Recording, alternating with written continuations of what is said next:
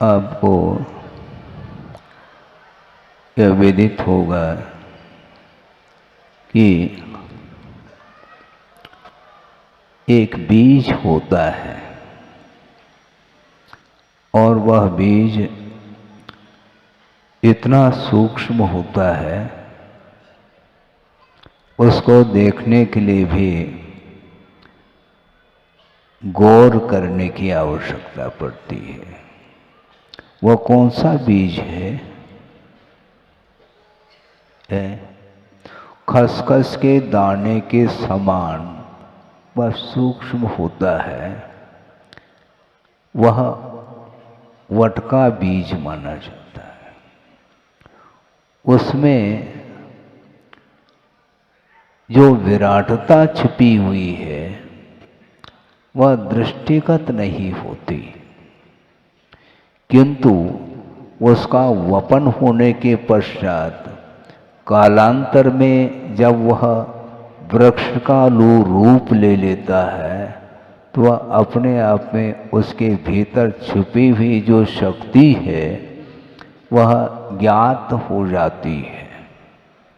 बीज में न फल देखने में आ रहा है, न फूल देखने में आ रहे हैं, न शाखा उपशाखाएं देखने में आ रही हैं, न छाया हो सकती है उस बीज की, किंतु उस बीज में वह शक्ति है।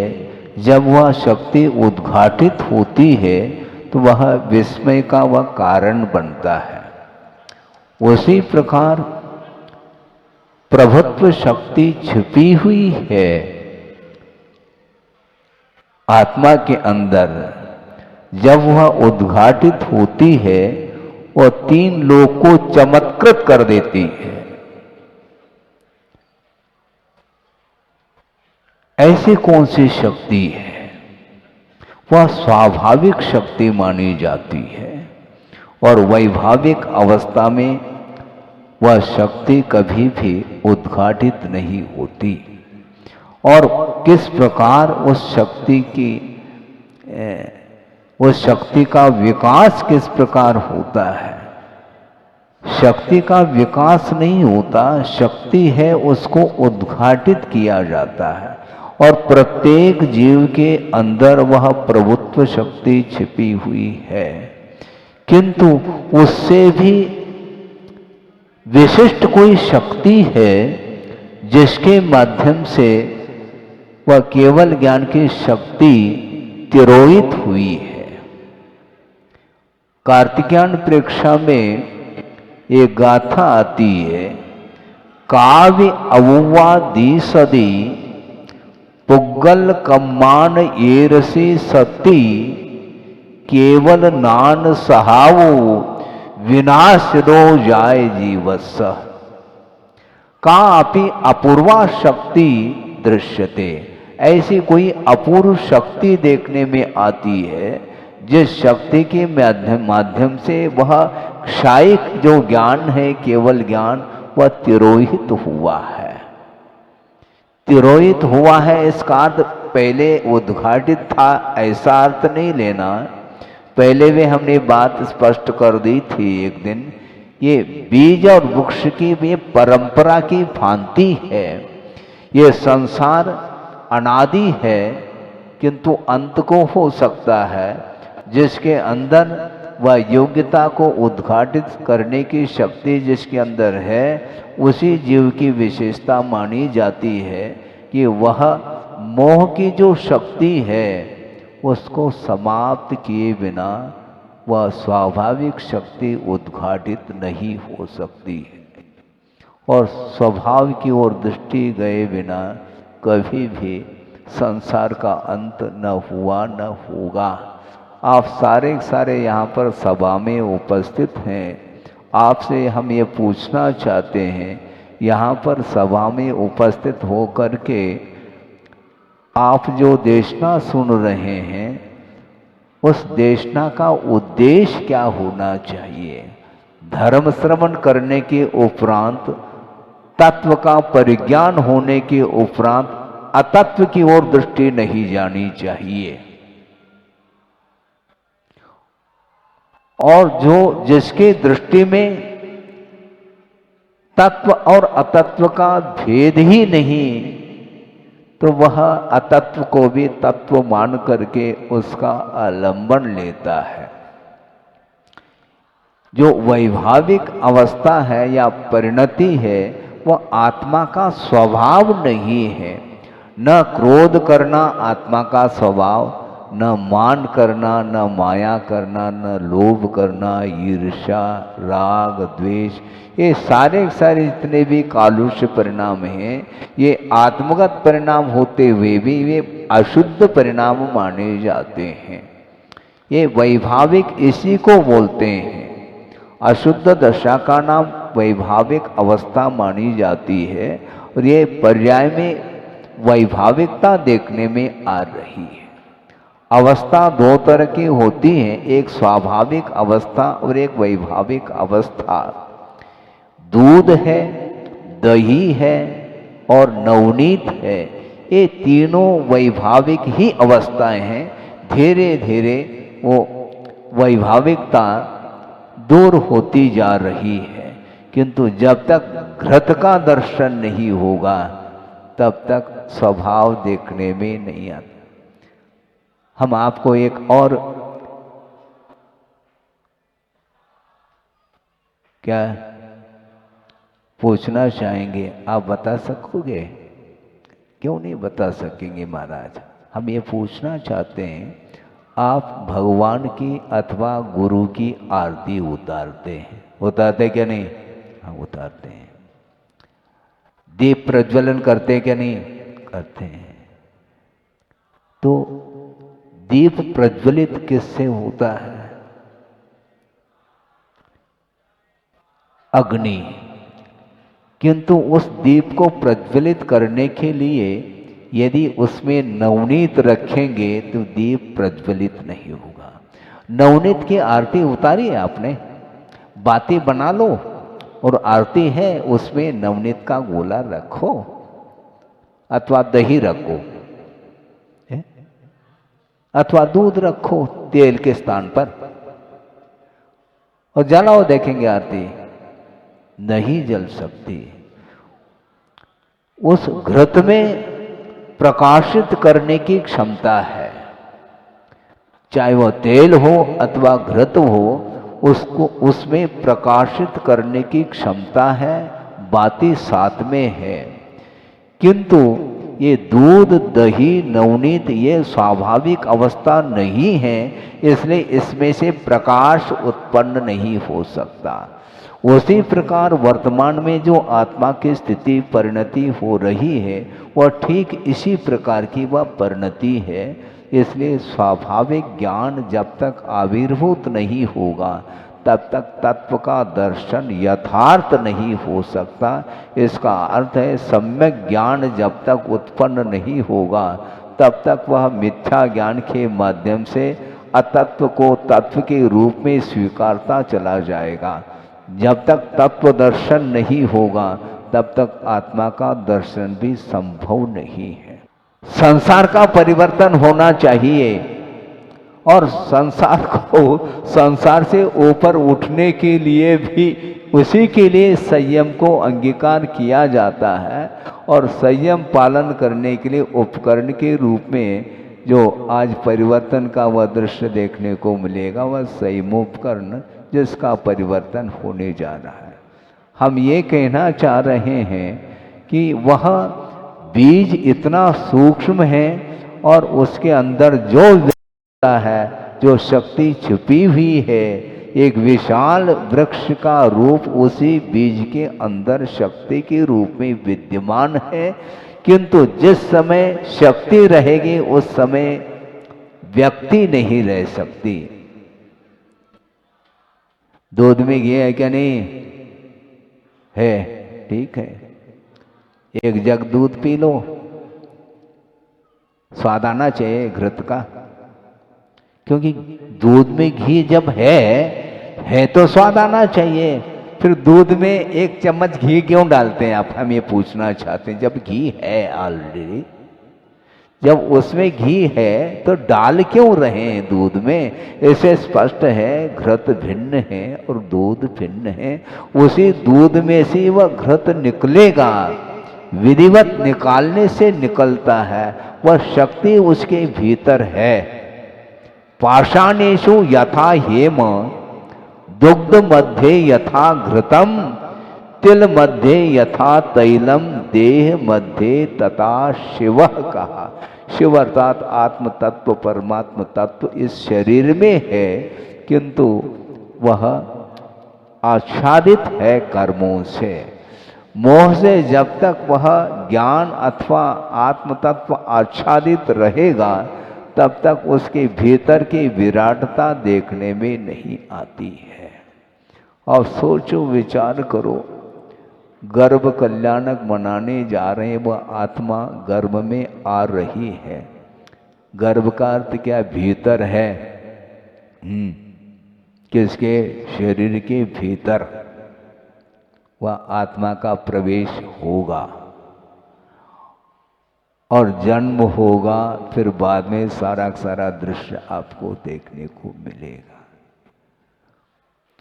बहुत विचित्र परिणमन है वस्तु का, और वस्तु के परिणमन को आप नकार नहीं पाओगे, ये ध्यान रखें। ज्ञान आपके पास है, किंतु उस ज्ञान के माध्यम से स्वभाव का दर्शन नहीं हो पा रहा, मात्र श्रद्धान का विषय बन रहा है।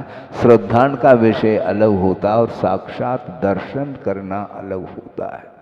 हम हाथ में आत्म तत्व को रख करके दिखा नहीं सकेंगे और भगवान भी नहीं दिखा सकेंगे, ध्यान रखें, क्योंकि दिखाने योग्य वह वस्तु है ही नहीं।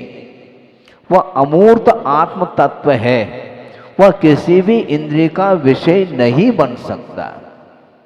न स्पर्शनेन्द्रिय का विषय, न रसनेन्द्रिय, न घ्राणेन्द्रिय, न चक्षुन्द्रिय, न कर्णेन्द्रिय, किसी भी इंद्रिय का वह विषय नहीं बन सकता। तो ऐसी स्थिति में उस आत्म तत्व का हमें दर्शन करना है, तो उसका दर्शन कब होगा महाराज? मोह को समाप्त करो। मोह का आवरण कर्मों का आवरण है। कर्म के माध्यम से वह आत्म तत्व अथवा ज्ञान आच्छादित है, उसको उद्घाटित करने के लिए साधना की आवश्यकता पड़ती है। और आत्म कल्याण करेंगे कौन? वही आत्मा। और आत्म कल्याण के साथ साथ विश्व का कल्याण भी उनके निमित्त से होना है। आत्म कल्याण करना फिर भी सरल है। सरल अर्थात वैसा सरल नहीं है, बहुत कठिन काम है, किंतु स्वयं आत्म कल्याण करते हुए भी विश्व का कल्याण करने के लिए जो उनका योगदान है, बहुत महत्वपूर्ण योगदान माना जाता है। दूसरे को भी प्रकाश देना और स्वयं अपने आप को भी प्रकाशित करना। ज्ञान में दोनों प्रकार की क्षमता है, वस्तु को भी प्रकाशित करने की क्षमता है और स्वयं को भी प्रकाशित करने की क्षमता उसी ज्ञान में है। इसलिए ज्ञान को स्वपर प्रकाशी ऐसा कहा है। लेकिन सम्यक ज्ञान होना चाहिए, और सम्यक ज्ञान होने के उपरांत भी जब तक वीतराग विज्ञान नहीं होगा, तब तक अपने आत्मा का दर्शन संभव नहीं है। श्रद्धान का विषय अलग, और साक्षात आत्म तत्व को शरीर से पृथक महसूस करना खेल नहीं है बंधुओं। ये सारी साधना किस प्रकार वो करते हैं? वृषभ कुमार कुमारावस्था में नहीं कर पाएंगे, सागर बनना पड़ेगा, जबलपुर नहीं, वृषभ सागर है। वृषभ सागर बनेंगे, चारित्र को अंगीकार करते ही उसमें परिवर्तन तत्काल देखने को मिलता है, गुणस्थान का भी विकास हो जाता है। तो हम ये कहना चाह रहे हैं, ये साधना के लिए वस्तु तत्व का परिज्ञान करने के लिए जो साधन निर्धारित किए हैं आगम में, उनका अवलंबन लेने की आवश्यकता है। जिनेंद्र भगवान का जो शासन है वो अद्भुत है, ऐसा आगमकारों ने कहा है। प्रसंग के अनुरूप आपके सामने वह विषय रखना चाहता हूं कि जिनेंद्र भगवान का जो शासन है, जो मत है, वह अद्वितीय है, ऐसा कहा है। दया दम त्याग समाधि निष्ठम, दया दम त्याग समाधि निष्ठम नय प्रमाण प्रकृतांज सार्थम अदृश्य मन्ने रखिलई प्रवादई जनत्वदीयम मत द्वितीयम, ऐसा कहा।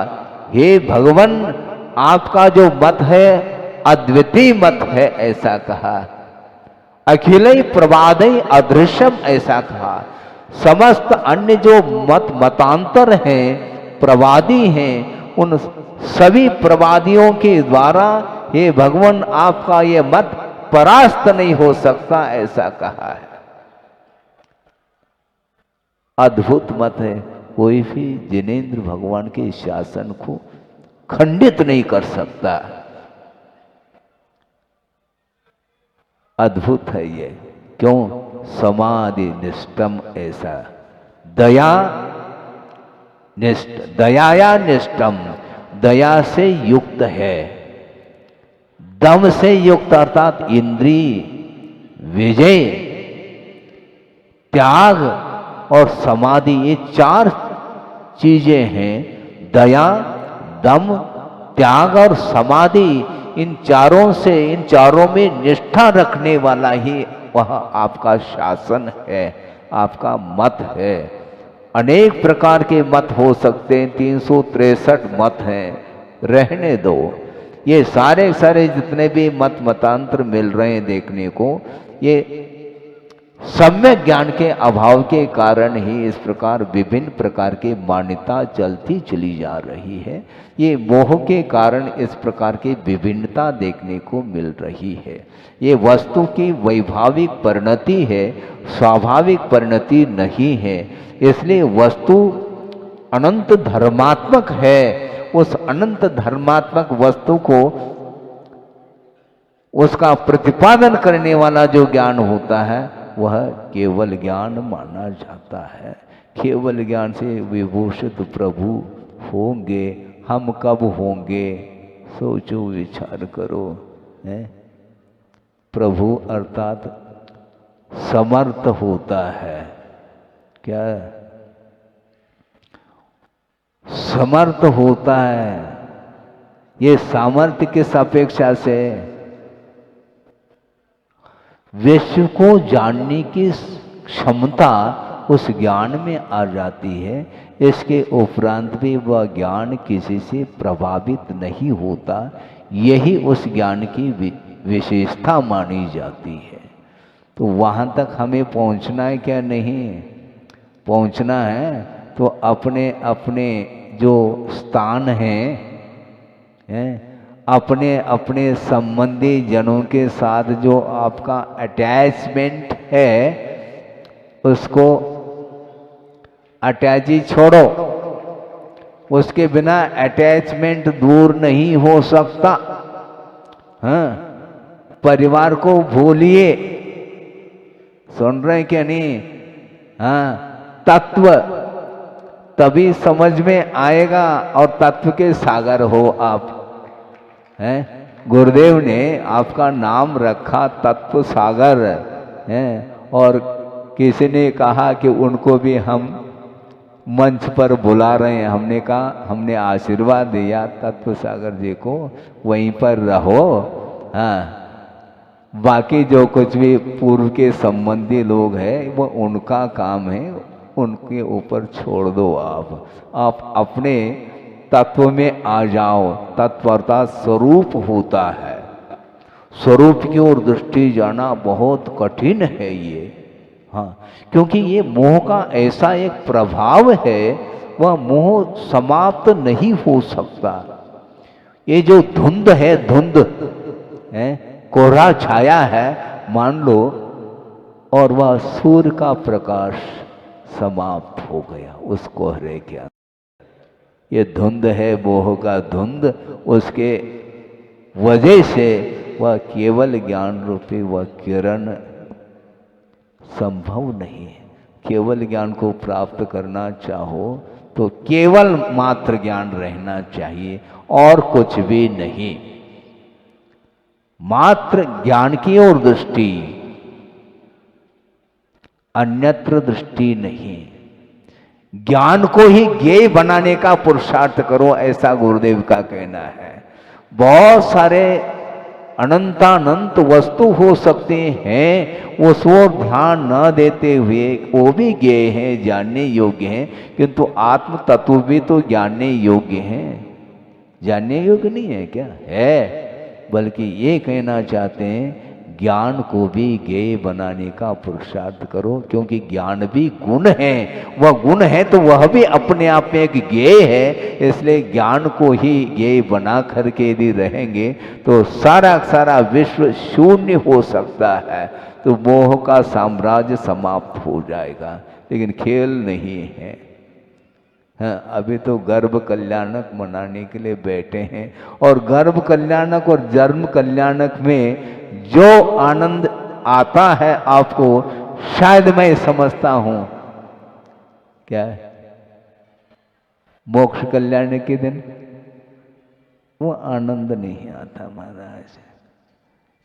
पालना झुलाने में जो आनंद आता है वह केवल ज्ञान के दृश्य को देखने में आनंद नहीं आता है। लेकिन इसलिए आनंद उसमें कम आता होगा क्योंकि उसमें राग नहीं है। राग नहीं है तो उसमें क्या आनंद है? क्योंकि विषयों में जो आनंद आता है, विषय के त्याग में आनंद नहीं आता है संसारी प्राणी को।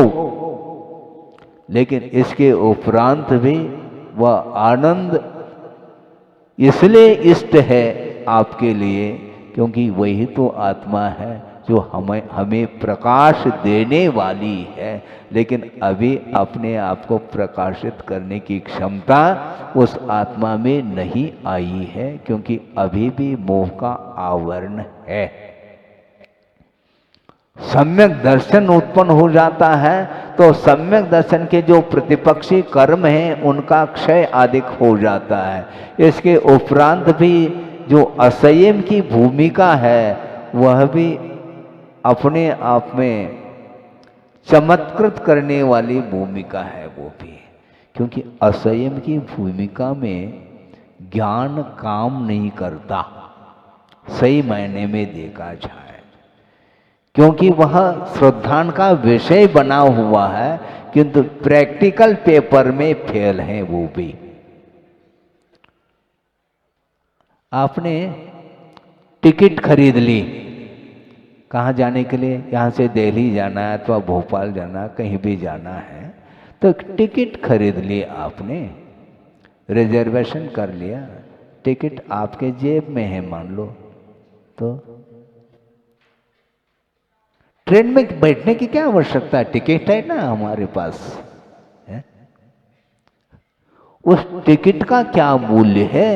यदि कालावधि समाप्त हो गई तो फाड़ के फेंक दो, उसमें कोई वैल्यू नहीं उसकी। तो टिकट वस्तुतः श्रद्धान का विषय है, और ट्रेन में बैठना अथवा किसी वाहन में बैठना यह चारित्र का विषय माना जाता है। आचरण का नाम चारित्र है और विश्वास का नाम श्रद्धान, उसी को सम्यक दर्शन बोलते हैं। इसलिए सच्चे देवगुरु शास्त्र के प्रति श्रद्धान का भाव जागृत हुआ है, आप सब सम्यक दृष्टि है, किंतु जब तक आचरण नहीं करोगे तब तक आप जहां हैं वहीं पर रहेंगे।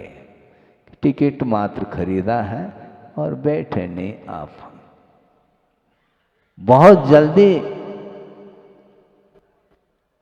सुबह नाश्ता कर ली और भोजन के लिए कहाँ पहुंच रहे हैं? फ्लाइट से पहुंच रहे हैं, वहां जाकर के भोजन करेंगे आप, एक आध घंटे के अंदर पहुंच जाते हैं। ये यात्रा, इसी यात्रा का नाम चारित्र है। आचरण, चलने का नाम चारित्र कहा है। किंतु गुरुदेव ने कई बार ये कहा कि देखो, जानो, बिगड़ो मत। बिगड़ गए तो गए काम। देखना और चलना, देखना और जानना, किंतु सावधानी के साथ चलना चाहिए। देख भाल चलना, देखने का नाम दर्शन, सम्यक दर्शन। भाल का अर्थ ज्ञान होता है और चलने का अर्थ चारित्र होता है। किंतु चलते हुए भी सावधानी के साथ चलना, यह संयम माना जाता है। संयम के बिना संभव नहीं। इसलिए हम ये कहना चाह रहे थे कि दया दमत्याग समाधि निष्ठम कहा। दया में निष्ठा होनी चाहिए, और वह दया का अर्थ क्या, वही संयम है। प्राणी संयम और दम का अर्थ इंद्रिय संयम माना जाता है। इसके बिना निस्तार नहीं हो सकता। संसार से ऊपर उठने के लिए संयम की बड़ी आवश्यकता है। और विश्व कल्याण करने वाला वह जीव, उसके अंदर यदि दया का भाव जागृत ना हो और विश्व कल्याण का भाव यदि जागृत ना हो, तो ऐसी स्थिति में कल्याण हो कैसा सकता है। आपका समय होने जा रहा है, क्योंकि समय रुकेगा नहीं। वो आप सो चाहे जागृत रहो, कुछ भी कार्य करो, वह एक समय के लिए भी वह रुकता नहीं है। निरंतर बैक नहीं, आगे आगे चलता चला जाता है। अनंत काल व्यतीत हुआ, मोह के साथ जीव का परिणमन चल रहा है। अभी भी मोह से ऊब नहीं रहा है। अभी राग अच्छा लगता है, और वीतरागता की बात करेंगे तो ऐसा लगता है जैसे सफोकेशन हो रहा है, घुटन पैदा हो रही हो ऐसा लगता है। ज़्यादा देर तक सिद्धांत की बातें, तत्व की चर्चा करेंगे तो आपको नींद आ सकती है। धर्म बहुत अल्प काल के लिए रुचता है संसारी प्राणी को, फिर बाद में वही घोड़ा और वही मैदान। जहां से आए कहाँ जाएंगे, जहां से आए वहां जाना है आपको, यह तय है। और रिटर्न टिकट भी आपके पास है, पक्की बात है। हमेशा के लिए थोड़ी भगवान के चरणों में आए। भगवान के चरणों में आने के उपरांत भी वह समोचरण से बाहर जा रहा है चक्रवर्ती और सौधर्मेंद्र, पंचकल्याणक हुआ नहीं। कहाँ पहुंच गए, जहां से आए थे वहीं पहुंच गए, बल्कि विक्रिया से आए थे और विक्रिया को समेट ली, और मूल शरीर तो वहीं पर है। अब सोचो, और धर्म कार्य भी कर रहा है और उधर सांसारिक कार्य भी हो रहा। सुनो, वस्तुतः ये कार्य रुकता नहीं, सांसारिक कार्य। इसका अर्थ हम ये कहना चाहते हैं कि वहाँ असंयम की भूमिका है। संसार का अर्थ एकदम मिथ्यात्व दशा की ओर ले जाना नहीं चाहते, किंतु उसके अंदर संयम का भाव नहीं है। भगवान के चरणों में रहने से संयम ग्रहण करने के भाव हो सकते हैं, लेकिन वहाँ पर मूल शरीर में वहाँ पर जो आनंद आता है वो अलग ढंग से आता है, क्योंकि ये पैरेलल चल रहा है। महाराज ये कैसा हो सकता है? सुनो, शुभ योग से पुण्य का आश्रव और अशुभ योग से पाप का आश्रव होता है, किंतु एक सामान्य कथन है, शुभ योग के साथ भी पाप का आश्रव होता है। जैसे ज्ञानावरणादि का बंध 10वें गुणस्थान तक हो रहा है और रुकेगा नहीं। असंयमी इसी को बोलते हैं, वह उतने क्षण के लिए आया है, उसके अंदर निराकुलता नहीं आई क्योंकि संकल्प नहीं है। राग को छोड़ने का संकल्प जिसके अंदर है वही चारित्र माना जाता है, और चारित्र के अभाव में धार्मिक अनुष्ठान तो वह कर रहा है, किंतु उसके बाद क्या करना, वो भी उसके अंदर वह ध्यान है। चक्रवर्ती आया है धर्म श्रवण करने के लिए, बाद में मैं क्या करूंगा ये भी उसके ध्यान में है, तभी तो वह उतने काल के लिए आता है। फिर बाद में भगवान भेज नहीं रहे फिर भी जा रहा है, वो उसका संकल्प है। क्या संकल्प है उसका? यही संकल्प है, इतने काल के लिए हमें करना है, उसके बाद तो जाना ही है। छूटता नहीं वो, उसके संस्कार समाप्त नहीं होते। अभी दीक्षा कल्याणक और आने वाला है, उसमें और विशेष रूप से विषय रखा जा सकता है। मैं इतना कहना चाहता हूँ, ये साधना के बिना उस आत्म तत्व में वह अनुभूति नहीं आ सकती। गर्भ में विद्यमान होने के उपरांत भी इतनी विशेषता है, जन्म होने के उपरांत क्या विशेषता है, उस विषय को भी हम समय पर रखेंगे।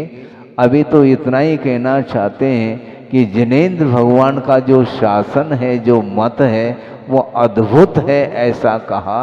वह मत इतना अद्भुत है, वह किसी भी अन्य मतांतरों के द्वारा खंडित नहीं हो सकता, क्योंकि दया, दम, त्याग और समाधि से युक्त जो शासन होता है, वही शासन अपने आप में शासित करने वाला होता है। क्योंकि जीवों का हित जो होता है, इस प्रकार जैन शासन के माध्यम से ही संभव है। और सभी धर्मों में क्या है, प्रधानम सर्वधर्माणाम जैनम जैतु शासनम कहा। जितने भी विश्व में धर्म हैं, अपने अपनी मान्यता को लिए हुए हैं। उन सभी धर्मों में यदि प्रधानभूत कोई धर्म है तो वह अहिंसा में ही धर्म माना जाता है। इस धर्म का संचालन, इस तीर्थ का संचालन करने के लिए एक विशिष्ट आत्मा गर्भ में आ रही है, और उसका कल्याण करने के लिए सौधर्मेंद्र उपस्थित है। वो भाव विभोर हो रहा है, और शची उसका तो कहना ही क्या, वही हाथ में लेगी, पहले भगवान को गोद में लेगी। सौधर्म इंद्र के लिए वह नसीब में नहीं है, वो जा नहीं सकता, नो एंट्री, वहाँ नहीं जा सकता।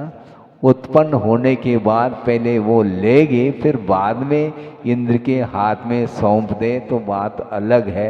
और वह जा करके वह पांडुशिला पर, कहाँ पर, सुमेरु पर्वत पर जा करके जन्माभिषेक करता है। वह भी दृश्य आपको देखने को मिलेगा। तो मैं शुरुआत में यहाँ से प्रारंभ किया था कि वह बीज कितना सूक्ष्म है, किंतु उसके अंदर जो विराटता छिपी हुई है वह उद्घाटित होती। बीज का वपन तो करो, बीज होना भी चाहिए। तो सम्यक दर्शन रूपी बीज के माध्यम से ही चारित्र रूपी वृक्ष खड़ा हो सकता है। बीजा भावे तरोरिव, इस प्रकार आचार्य समंतभद्र स्वामी कह रहे हैं। विद्यावृत्ता से संभूति स्थिति वृद्धि फलोदया न संत्य असत्य सम्यक्त्वे बीजा भावी तरूर। बीज के अभाव में जिस प्रकार वृक्ष की ना उत्पत्ति हो सकती है, न उसकी स्थिति बन सकती है, न फलोन्नति हो सकती है, उसी प्रकार सम्यक दर्शन रूपी बीज के अभाव में न वह ज्ञान न वह चारित्र संभव ही नहीं। इसलिए बीज को सुरक्षित रखो, है? बीज को सुरक्षित रखो तो वह बीज काम में आएगा। किंतु बीज को बोरी में बंद करके रखोगे तो वो बीज नष्ट हो सकता है। इसलिए सुरक्षित रखने का अर्थ उसको यथास्थान पर बो लेना चाहिए। बीज का वपन करेंगे तो निश्चित रूप से वह वृक्ष सामने दिखाई पड़ेगा। इस प्रकार गर्भ कल्याण ये विषय आपने सुना, और विशेष जो कुछ भी विस्तार के साथ जानकारी प्राप्त करना चाहो तो आगम के माध्यम से उसको हम देख सकते हैं, पढ़ सकते हैं, विचार आदि कर सकते हैं। इसलिए आत्मा के भीतर जो अनंत शक्ति छुपी हुई है उसको उद्घाटित करने के लिए मोह का अभाव करना अत्यंत अनिवार्य सिद्ध होता है, क्योंकि आवरण जब तक नहीं हटता तब तक भीतर की वस्तु देखने में नहीं आती। उसी प्रकार अपने को आवरण हटाना है, कोई दूसरा हटाने के लिए नहीं आएगा। स्वयं को हटाना है, हटाओगे क्या? नहीं महाराज, अभी हमें आवरण अच्छा लग रहा है। अब देखो आत्म तत्व कहाँ पर है? द्रव्य कर्म अलग है, भाव कर्म अलग है, और नो कर्म अलग है। इन तीनों से वह भिन्न है। आत्म तत्व इस शरीर के भीतर है और शरीर से वह आवरणित है आत्म तत्व, और शरीर के ऊपर भी और आवरण चाह रहे हैं आप, वस्त्र का आभूषण, वस्त्राभूषण और आवरणित कर रहे हैं आप आत्म तत्व को। ये सब के आवरण महाराज, अब ये तो वैसे ही भिन्न है। अच्छा भिन्न है तो पहन क्यों रहे आप नए नए वस्त्राभूषण? घंटे आध घंटे में गृहस्थ वस्त्र को चेंज करता है? आवरण को चेंज करके दूसरा आवरण और ओढ़ लेता है। तो आवरण को हटाने की बात करो ना, आप अनावरण की बात करो। आवरण की क्यों बात करते हैं आप? अनावरण करने के लिए खड़े हो जाते हैं, किंतु हफ्ते भर बाद पुनः आवरण आ जाता है, पुनः अनावरण करो। ये जिस प्रकार अनावरण करने के उपरांत आवरण आ रहा है उस चित्र के ऊपर, उसी प्रकार ज्ञान के ऊपर आवरण आता चला जाता। असंख्यात बार सम्यक दर्शन उत्पन्न होने के उपरांत भी पुनः उसके ऊपर वह अज्ञान का आवरण आ जाता है, मिथ्यात्व का आवरण आ जाता है। इसलिए हमेशा के लिए वह आवरण हट जाए तो निश्चित रूप से वह आत्म तत्व दिखाई पड़ सकता है, और आत्म दर्शन करने के लिए ही एकमात्र साधना सामने आ रही है। इसी प्रकार प्रत्येक व्यक्ति के अंदर जो शक्ति छुपी है उसको उद्घाटित करने के लिए सच्चे देवगुरु शास्त्र की आराधना करते हुए हम अपने जीवन को उत्थान की ओर ले जाएंगे तो निश्चित रूप से एक बार आत्मा का उत्थान होगा तो पुनः उसका पतन संभव नहीं है। इसलिए हमें लक्ष्य बनाना चाहिए। प्रभु बनने का लक्ष्य हो तो निश्चित रूप से आपका वह संसार अंत को प्राप्त हो सकता है। हो इस पवित्र भावना के साथ अहिंसा परमो धर्म की जय। बोधि समाधि परिणाम शुद्धि स्वात्मोपलब्धि शिव शोक शुद्धि चिंतामणिम चिंतित वस्तुदाने त्वां वंद मानस्य ममास्तु देवी। परम पूज्य आचार्य गुरुवर श्री विद्यासागर जी मुनि महाराज की जय।